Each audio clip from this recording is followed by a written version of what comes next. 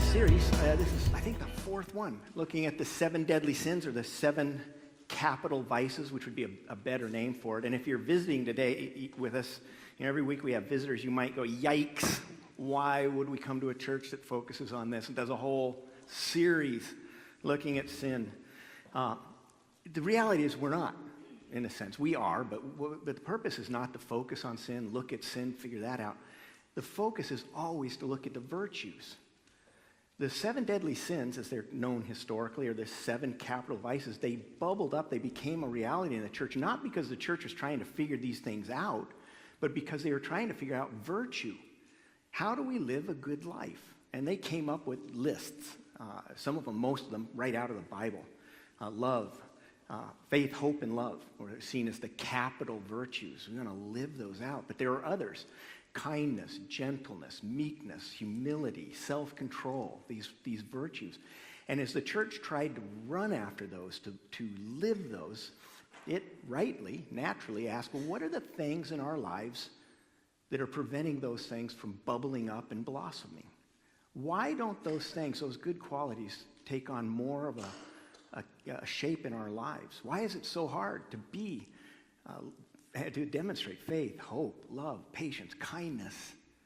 And it's the 7 deadly sins came out of that, is that there's these things waging war against us.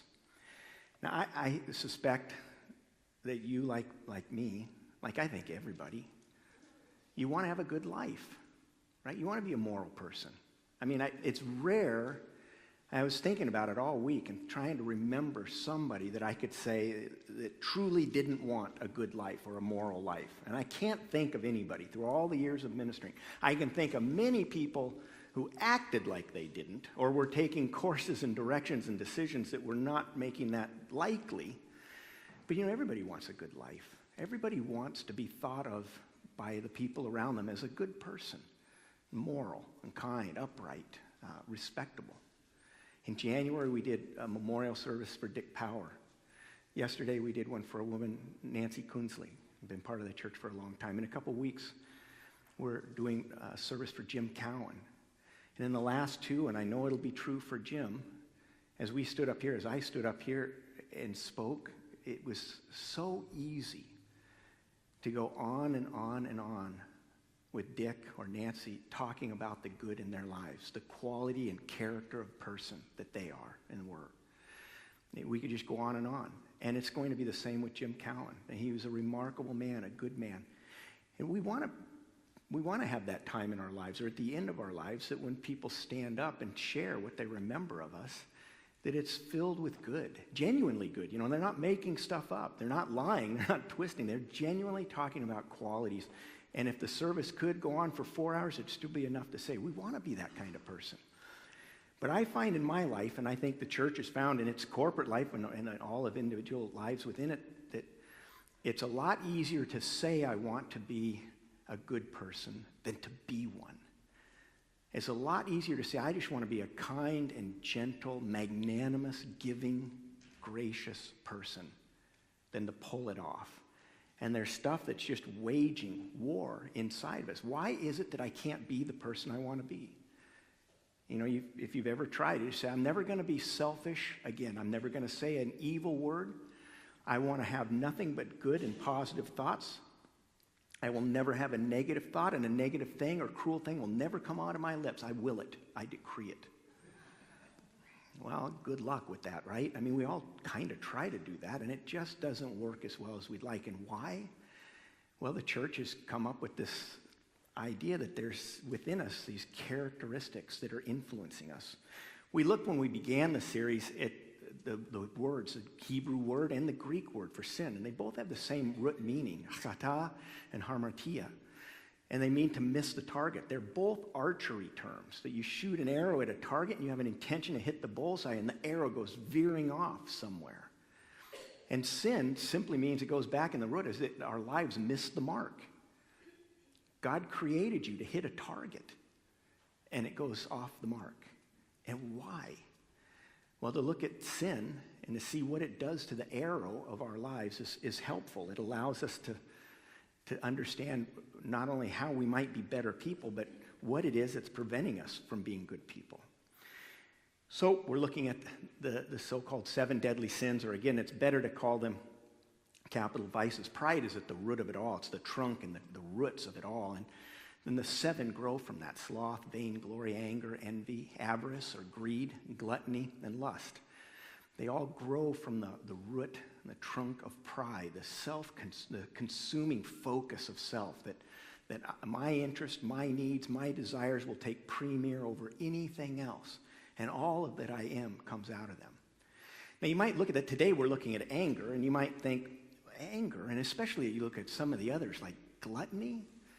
And how did that make it onto a list of the worst things? Seriously? You might think, anger? Why is anger there? Why, shouldn't it be murder? Isn't murder worse than anger?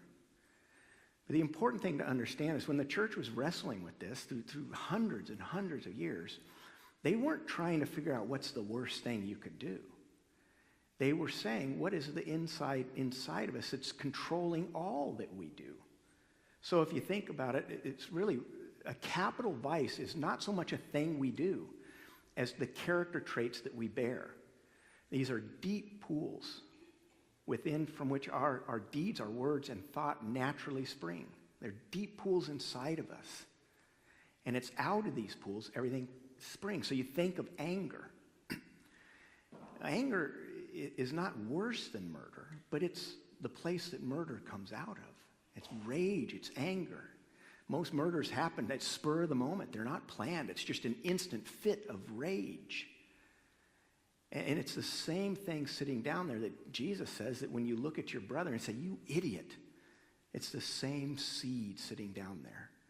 And granted, it's not nearly as bad to say you idiot to somebody as it is to kill them. But that's not the point. The point is, what is it that's inside here that's making both come out in all the other forms? That's why a tree is a great way to do it, as a branch of anger, but it goes out into thousands of twigs at different ways, being short-tempered and just snapping at people, being prone to just letting out invectives or curse words, being impatient. There's 1,000 different twigs that come out of the branch of anger. And so today, we're going to look, and I need to grab my Bible because in the first service, we had somebody read the text, and I forgot that that falls on me in this service. We're going to look at Genesis, and we're going to look at the Gospel of Mark. It says Ephesians, and it's one of those times I looked at the passage when I was preparing and said, why did I pick Ephesians? What was I thinking? But here we have Genesis. Listen to these words. This is, in the very beginning, God created Adam and Eve, and they fell. They turned from God's will for them, decided that what they wanted to do was more important than what God wanted to do. They fell into sin. They had children, Cain and Abel, and we come up along Cain and Abel, chapter 4. Listen to this. Now, in the course of time, Cain brought to the Lord an offering of the fruit of the ground. And Abel also brought an offering to the Lord. It was of the firstborn of his flocks and their fat portions. And the Lord had regard for Abel and the offering that he gave, but for Cain and his offering, he had no regard. So Cain was very angry, and his face dropped. And the Lord said to Cain, why are you so angry? And why is your face fallen? If you do well, will you not be accepted?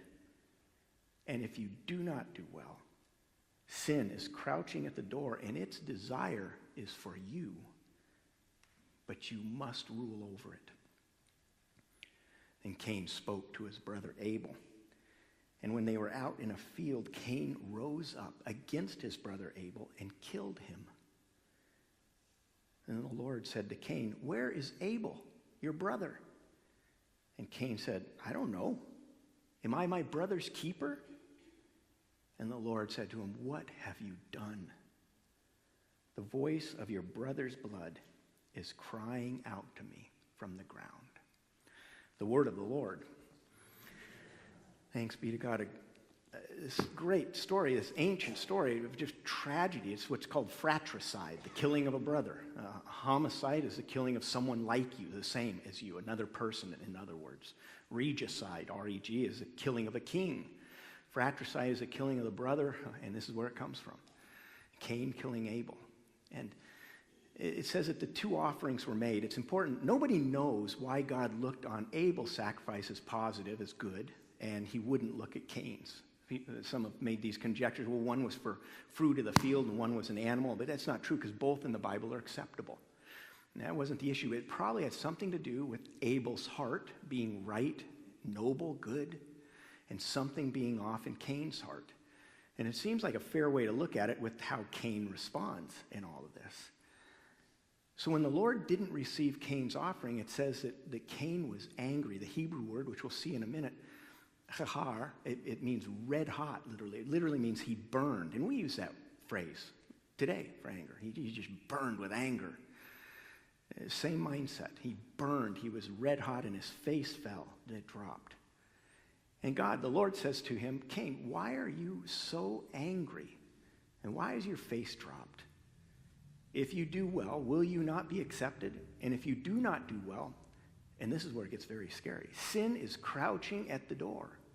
Its desire is contrary to you. Its desire is to possess you, but you must rule over it. There's in this passage a description of sin that shows that it's way more than just what we do, good or bad. It's not just a thing, an act that comes out of my life. There's something bigger, even bigger than me. That sin is actually trying to own me and control me. It's trying to sink its claws into me and steer me and make me into something. And it's crouching at the door to own me. And the Lord gives him solemn warning on this and says, you got to be aware, and you can stand against it. It's possible. You've got to stand over it. You must. But Cain doesn't. He kills his brother. He lets his rage take control. Whether it was plotted out or whether it just happened in the field, no one knows, and it doesn't even matter. That out of him, out of this rage that sat down inside of him, this anger, came the act of murder. Now, in Hebrew, there's at least 6 different words that are used for anger. And there's actually a couple others that don't usually mean anger, but they're translated as anger in our English Bibles because that's the context in which they fit. And this one we just read, chara, it means burning anger, red hot rage. It's a very common word. And it means to just be seething. It's that kind of thing. And note in all of these how there's a physical characteristic to these. You can say his face was just red, or we might say crimson with anger.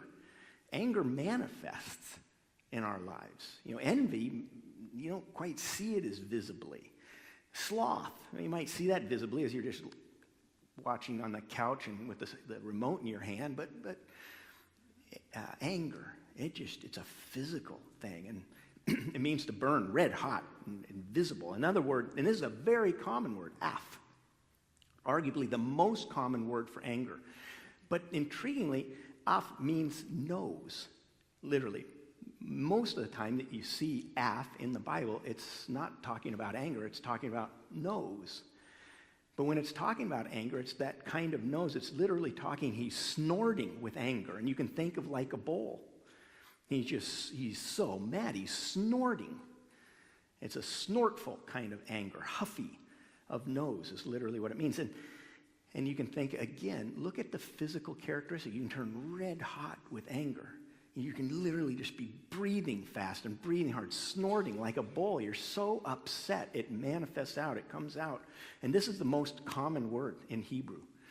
A third one, and we're not going to look at any of the others, is yaches, and it means to be vexed, indignant, grieved, to just be, it can be in a sorrowful kind of thing, but more often than not, it means just to be insulted, to be indignant that someone would do this, resentful.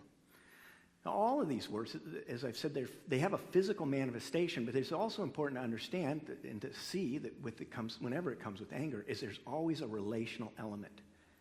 Anger does not function apart from relationship, and it always affects relationships. So someone might be mad at something that occurs, an event that was done, a word that was said, but in the end, it's not the word or the event that's the center, it's the person who did it. Even when we talk about God, we can talk about God being mad at something someone does. In the Old Testament, it talks about this horrific thing that the people of Israel, actually the people of Israel, used to sacrifice their children to these false gods. It's unbelievably wicked. And God could look at that and said he was angry at that. He was furious. It uses all of these words. But it's not the act that the anger rests on. It's the person. It's relational. And anger destroys our relationships. And not just anger, but when we do things that cause anger, it destroys relationships. The response of anger, misguided, destroys or damages relationships. And so there's this, in anger, a physical, bodily flavor to it, a characteristic, and there's a relational character, vertically with God and horizontally with one another. And it always has existed that way. Now, the problem in understanding anger, one of the things that makes it difficult is, unlike the other deadly sins, the capital vices, anger is a word that's attributed not only to people, but to God. Every one of these words, as I've said, and some of the others, are used to describe God's anger. It says in places in the Bible that he burned red hot against the sins of his people, the things that were going on. It says in the Bible that he snorted. His nostrils were snorting with fury. And that he was vexed, indignant, he grieved. How do we then understand anger? Because when we talk about God, God's never sinful. God never makes a mistake. There's not an evil that's ever done by him, said by him, thought by him. There's not even the faintest wisp of wrong in him. So when he talks about being angry, it's different than what manifests often in our lives. There's a different look to it, a different direction to it, a different goal to it. But to understand what is the difference, what makes it right and what makes it wrong, when can we have righteous anger, holy anger? And when is that anger moved from holiness or righteous into something that is itself wrong and evil and wrong? How do we know the difference? Well, one of the things that makes anger, rage, wrong is when it goes off the rails, so to speak. For God, he never directs anger at a person, an event that doesn't deserve it. And he never goes beyond what it deserves. And there are two characteristics to his anger, and indeed all he does really, but in his anger, that are always present. He is just and he's loving. In every case, his desire is to fix the wrong, to correct the wrong, to stop the injustice that's going on, and to give love to the other. But for us, see, our anger goes off the rails, so to speak. It leaves the holy understanding of what anger is, what rage, holy rage, or righteous anger is, because it misses those points. It goes off the rails, and it does it in basically two ways. The first is simply the wrong target. We get mad at the wrong thing. And that can just have simple illustrations that we've probably all experienced, seen, and maybe even done. Something like them. You can think of when your insurance company refuses to cover some medical treatment. And it's frustrating. And you go and rip the person in the medical office, the doctor's office, rip him apart for how unfair it is. And you get mad at the person, the receptionist, who had nothing to do with the policy. We have misdirected anger. It's at the wrong person. Or the time that a meal is wrong in a restaurant, and the cook cooks something bad wrong, it's not right, and we vent on the waitress. And stuff like that happens all the time. You know, in fact, so often that in my line of work when I was in seminary, they actually train us that people are going to come at you angry with misdirected anger. They train us that we're safe targets. Now you don't take that to heart. I might be a harder target than I might need to get that strong. But they do teach us that we're soft targets, so to speak. So somebody has had a terrible week and just it's been rough, that they can get mad at somebody like me, or even better, Bruce, and they could be mad, and we're not going to lash back. I remember one time, this was a number of years ago, many years ago, but I was back in the back, right out there after the service, and somebody came out and shook my hand and said, busy week this week? I said, yeah, pretty normal. He says, it wasn't busier than normal? I said, no. This is pretty normal. And he goes, I said, why? And he goes, well, the sermon was pretty flat, and I just thought maybe you had a busy week and couldn't get to it. So you just go, thank you, Lord, that it's not about me, and it has nothing to do with me, and it's about him because something's in his life, and I can just let that go. Well, wouldn't that be nice? You know, these things, the truth of the matter is, even when we know that it's not directed at us, it can still hurt. And all of us, there's not a person in this room that hasn't been the target of misdirected anger. You ever felt like just saying, why are you mad at me? I didn't do anything. Why are you targeting me? But the fact of the matter is, we all do that, and we've all been the recipients of that. Anger goes off the rails. It picks the wrong target. And the other place it goes off the rails is the wrong expression. Anger comes too easy. And just a little thing sets somebody off, maybe sets one of you off, sets me off.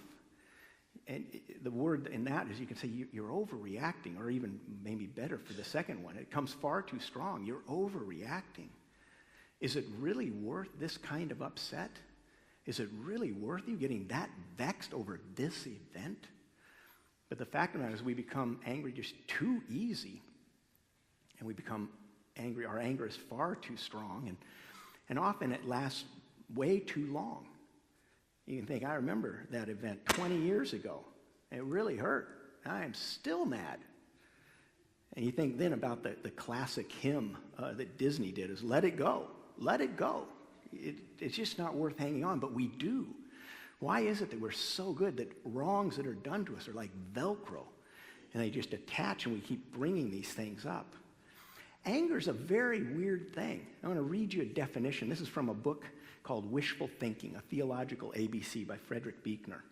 And he has all kinds of things in here, like sacrament, ritual, saint, salvation. You can look him up, and he has a little definition. And his definition for anger is priceless. Listen to this as soon as I find it.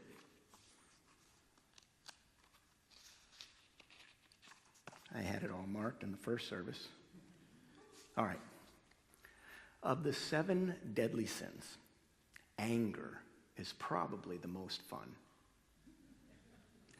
To lick your wounds, to smack your lips over grievances long past, to roll over your tongue the prospect of bitter confrontations still to come, to savor to the last toothsome morsel both the pain you have been given and the pain you are going to give back. In many ways, anger is a feast fit for a king. The chief drawback is that what you are wolfing down is yourself. The skeleton at the feast is you. Anger has a way of coming out of us, often uncontrolled. It just lashes out, it burps out, it feels unstoppable and controllable, lasts too long, comes too easy, and it damages relationships around us. It hurts our lives and the people that are around us. And so anger is incredibly difficult. And these things are awfully hard to control. It's not in the Bible, but it's somebody really smart. Aristotle said anybody can become angry. That's easy. But to be angry with the right person, and to the right degree, and at the right time, for the right purpose, and in the right way, that is not within everybody's power, and it's not easy. I would only change, dear Aristotle, say it's not within anybody's power, and it's impossible to do this perfect. When we're wrong, when we feel like we've been slighted, when we feel like we've been the recipient of injustice, we've not been treated appropriately, correctly, we lash out, and it bubbles up really fast. So how do we do it right? How do we have a proper, healthy understanding of anger? What does it look like? And the best place to go, as in every case, is go to God and say, what does it look like there? And the best place when we want to learn about God is you go to Jesus. That's where it manifests clearly and the most clear. And there's a passage in the Gospel of Mark, in chapter 3. And it talks about Jesus' anger. Now, my hunch is when you come into worship and we sing Jesus, Jesus, that great song, I love that song, that you're probably not thinking of an angry Jesus, right? We tend not to. What we think of mostly is that Jesus, as he himself describes himself, humble and gentle of heart. We think of Jesus who touches lepers, who forgives the woman caught in adultery, who heals the broken. He has just compassion, tenderness, quiet, gentle, tender. That's what we think of when we think of Jesus. But while all of those are in the Bible, there's also stories, accounts of Jesus being angry. The classic, of course, in the Synoptic Gospels is at the end of the Gospels. When he comes into the temple, he sees that there's these tables. There are people making a bundle off of the people's worship. That they exchange money to put it into the right coins. You take Roman coins and put it into Hebrew coins, Jewish coins, because those were the only ones acceptable in the offering. You sell sacrificial animals, but you gouge the price. And there were people making a bundle off of people's worship. And Jesus came in and was livid. He came in, and we don't picture him like this so much, but he came in and flipped the tables, just flipped them, scattering coins everywhere. Said he chased the animals out. It even says that he made a whip. Can you picture Jesus with a whip chasing off after people, smacking them? It just isn't the picture that comes into our minds when we sing Jesus, Jesus. But it's a real part of him because he was angry. He was angry at people misusing the temple for their own gain, and it was wrong. He was angry at people using the system to gouge worshipers, making it harder for people to worship, more expensive for people to worship. He was angry in his own words. He said, "You've turned the house of God, a house of prayer, into a den of thieves." And he was angry. We can think in the Gospel of Mark, chapter 3, it says these words. And it says, "Now, Jesus came into the synagogue, and there was a man there who had a withered hand. And they watched him intently to see if Jesus would heal him on the Sabbath." Now, Jesus, he said to the man with the withered hand, he said, "Come, stand right in the middle."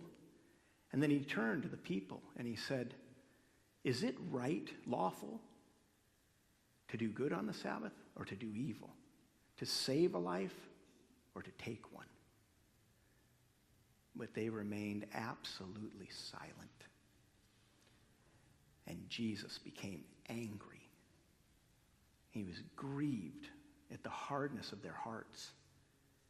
And so he said to the man in the midst with the withered hand, he said, "Stretch out your hand." And he stretched it out, and it was restored in an instant. But the Pharisees and the Herodians, two who are at war with one another, went out together to conspire how they might destroy Jesus. Jesus has this man, the synagogue's filled with people. There is in the midst a man with a withered hand. It's a word that's used of branches. It's just a dry branch. It's not movable. It's probably some paralysis of some kind. I don't know how or what exactly, but Jesus sees him and is concerned and brings him up. And the people are watching him intently to see if he's going to heal on the Sabbath. And he's frustrated with the hardness of their hearts. The text says that he says, "Is it lawful to do this? Is it right on the Sabbath to do good?" But they were silent. The tense in Greek, it means a hovering silence. It just filled the room over an expanse of time. It wasn't an instantaneous thing. They were just silent. He asked them. They didn't say a thing in that instant. It was a brooding silence. It's one of those things where you go, anybody got a question? Anything you want to? And there's just nothing. It leaves hanging. And Jesus, it says, he was angry. He's angry at the fact that they cared more about their religion and their rules than the man who was hurt, sick, injured. They cared less about him than the rituals and regulations. And he was angry with that, but he was also grieved at the hardness of their hearts, that they had so little compassion. They just didn't care. And this is not right. It's wrong. This is not how people were made to be. And so he's mad at the situation. He's mad at them, but he's also grieved that they're doing this. And he responds. This is anger done right. You'll note that Jesus, he's not the center of this anger. It's not all about him. He's not mad because of how they're treating him. It's about the other. It's about the injustice, the wrong that's being put on this man who's sick or hurt. And he's mad about that. He's mad at other times in the scriptures where a woman, bent over and he's mad at their hardness of heart. And he says, shouldn't she be set free on the Sabbath?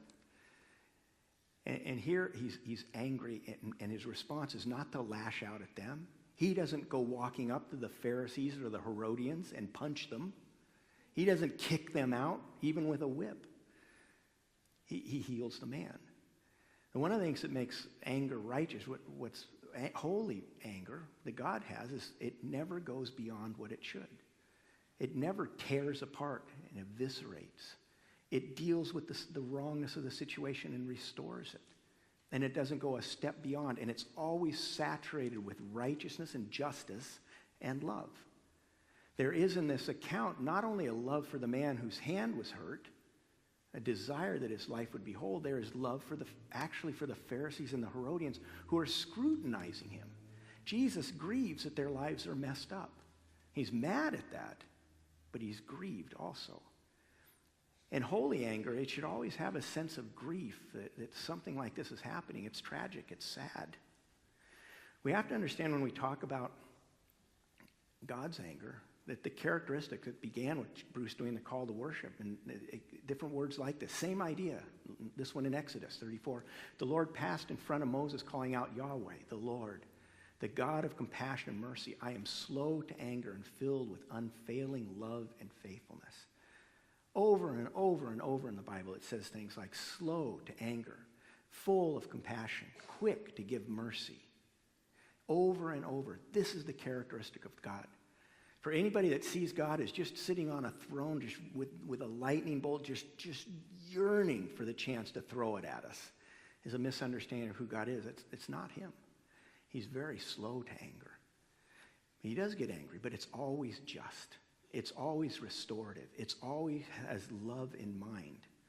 And it helps us. It helps us to be the people he wants us to be. He's wrong against the things that destroy our lives and through us destroy the lives of others. So in the end, as we wrap up, move to conclusion, why does this matter? Well, as a church, we are a community of growing disciples who are growing disciples. We want to look like Jesus. A disciple's not somebody that just knows what Jesus said, even an expert in what Jesus said. A disciple is somebody who lives like he lived. That we take all his character and we try to be that person. And that's what we are as a church. This is what we stand for. We are a community of growing disciples. None of us are done. None of us are perfect. None of us have this so nailed down that we don't have to worry about it anymore. We're growing. And we want to help others grow in the same way. And how do we do that? How do we make this happen? Well, what we do is together we follow Jesus. We love others and teach his ways. Disciples, we follow Jesus saying, I want to be like you. I don't want to be an angry, bitter, grumpy person. I want to be like you. And in doing that, we actually love others genuinely. We actually bring good into other people's lives. And by doing that and explaining it, we teach others. And this is what makes these virtues, the goals that we want in our lives, the virtues to bubble up and to be stronger in our lives. So how do we contain the fire? If wrath, if anger in the Bible, it means just burning anger, red hot on fire. How do we contain the fire? A story is told of a husband and wife. They'd been married many years, sitting on the couch, and the husband turns and said, honey, I just need to apologize for all the times I lash out at you, that you know my anger is just so hard to contain, and I've just dumped it out on you. And I'm really sorry for all the wounds I've caused and all the anger you've received. And he said, how do you do it? How do you take all this stuff that I dump on you and it doesn't move you, it doesn't upset you? You just take it so calmly. Well, how do you do it? And she goes, well, I just go up to the bathroom and I clean the toilets. And he says, well, how on earth does that work? How does that help? And he goes, she said, I use your toothbrush. Now, that is not how you contain the anger. That is what's called passive aggressive. And it's just as bad in a different way. But it's just as bad. We want to do it different. And the way that we contain any of the wrong of the 7 capital vices is figure out the virtue on the other side. Last week, vainglory, he's seeking self in front of everybody. The virtue is to be magnanimous, great of soul, tender, gracious, generous, giving, other-focused. That's last week. This week, what's the opposite of virtue for this is gentleness. And the Bible talks, say in Colossians and others, to clothe yourselves with compassion, to clothe yourselves with gentleness. That would be an act of the will. It's the way of fighting that sin that is trying to own you, and to say, I am going in every conversation I have to be gentle, to be tender and gracious, to not seek my own right and wrong, to not demand that people bend the way I want them to be gentle. A way maybe to do this is self-examination. If you know you have trouble with anger, keep a journal. Anger is an emotion that is usually triggered by something. Sometimes very little, as we've seen, but it's triggered. And to write in a journal, say, why did I get so angry? What was I feeling? What was said to me? What set me off? And why did I respond? How did I respond? Why did I respond? And write it down. Set it aside and come back in a day or two and look at it when you're separated from it a little bit, and you can look at it a little more objectively, a little less heat and emotion. And say, why is it the way it is? And hand it to God. Lay it out in your prayer life and say, God, I don't want to be this kind of person anymore. I don't want to be quick to fly off. I don't want to be this person that just enters in a rage when somebody does something or says something against me. And to have a rigorous time of self-examination. It's the opposite of sloth. It's actively working hard to rid yourself of the things that are robbing you of all that God would have. Take time to calm down. That's really a good thing to do. My brother, an avid hockey fan, he had a refrigerator that they got one time, and he had the box, and he ended up laying the box on its side. He cut it all the way off in half, so it was like a box this high. He cut a door in it, and then he put it in the corner of their playroom, and he put a bench in there. And whenever his kids got out of line, instead of what we would do often is say, time out, you need a time out, he called it the penalty box. And just like in hockey, and had a little door, and you had to step in and sit on the bench, and he even had a little hockey stick that they could sit there and hold it. But they had to go in the penalty box. And it's a place where you just take time to calm down. You know, there's that old rule. I don't know if anyone knows where it came from. It's count to 7 before you get mad. In the book of Proverbs, over and over and over, it talks about anger. And almost every time it says the fool is the person that responds in an instant. The person that gets angry without restraint is a fool in the eyes of God. The person that has no control over their anger but reacts instantly is someone who tears down relationships. On and on and on these words go. To have time to take it out. So when you're angry at something, be quiet. Think of the problem and just sit down on your problem for a little bit and relax. And give it a little time, a little reflection, and how you might best respond and take care of the situation. Another thing that you can do is, in addition to taking time, is ask a friend for help. If you've got a spouse or a good friend that you trust, a prayer partner, and say, do I have a problem with anger? One of the guys in the Wednesday class, he said, I don't even have to ask my wife for help on this. I just get it for free.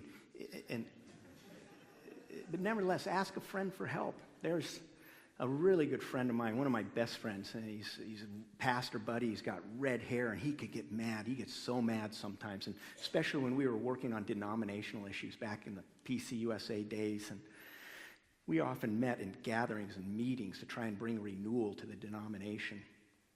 And Rick would get so mad at these events, at the things that were not being done and the things that were being done. And he eventually got to a point where he asked my father-in-law, who attended his church. My father-in-law was one of the most calm, gentle persons I've ever known. And Rick would invite my father-in-law to come with him to all these meetings and just sit next to him to help him behave. You know, we might, in any one of the vices, we might say, I need your help.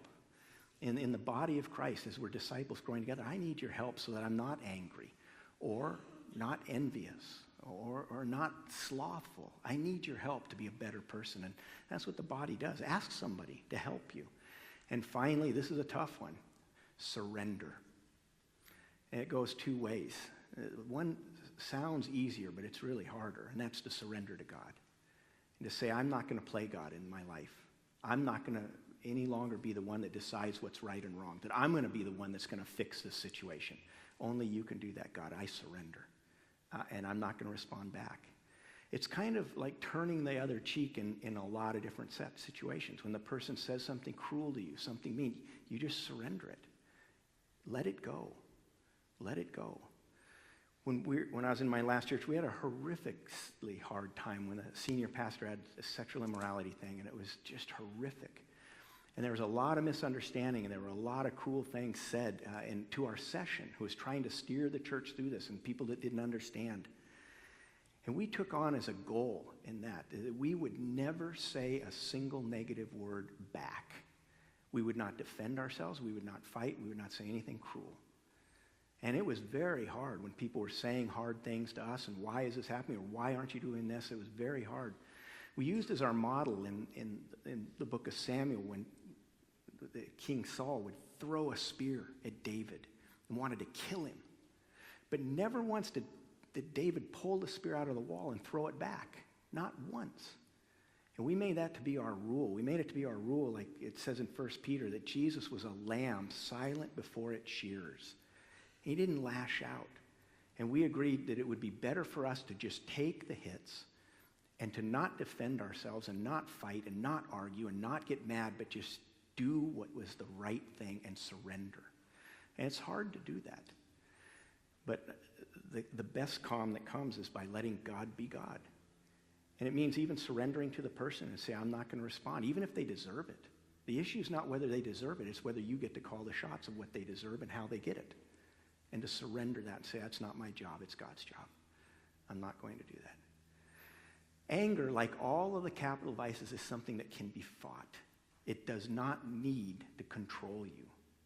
It can be fought. But it takes rigorous effort.